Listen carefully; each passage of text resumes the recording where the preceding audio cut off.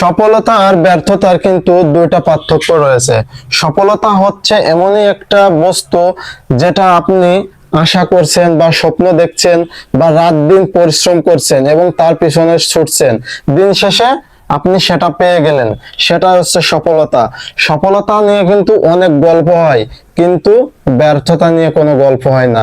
আজকে দেখেন, আপনি যদি সফলতা অর্জন করে যদি অনেক বড় কিছু হয়ে যান, তাহলে সেটা কিন্তু সারা পৃথিবীর মানুষ দেখবে এবং আপনার চারিপাশের লোকজনও দেখবে, এবং সেটা নিয়ে কেউ কেউ টিটকারি দেবে যে ও সফলতা অর্জন করছে, দেখো ও এখন আমাদেরকে চিনতে পারছে না।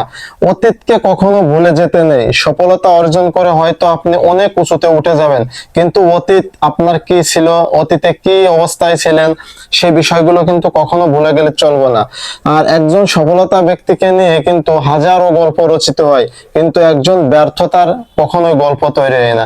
কারণ সে চেষ্টা করেছে, ভালো পরামর্শ নিয়েছে এবং পরিশ্রম করেছে, দিন শেষে সে তার গন্তব্যে পৌঁছাতে পারলো না, সেটা হচ্ছে ব্যর্থতা। আর ব্যর্থতার কিন্তু কোনো গল্প হয় না, কিন্তু কেউ যদি সামান্য পরিমাণ পরিবর্তন হয়, সেটাকে নিয়ে কিন্তু অনেক বড় সড়ো একটা গল্প তৈরি হয়। সো সফলতার ব্যর্থতার কিন্তু এখানে ফারাক রয়েছে। তাই আর দেরি না করে সবাই ভালো কাজে মন দিন এবং যার যার স্বপ্নকে সামনে রেখে কঠিন আকারে পরিশ্রম করুন এবং আপনি আপনার সফলতার গন্তব্যে পৌঁছে যান। এটাই ছিল আমার মূল মেসেজ।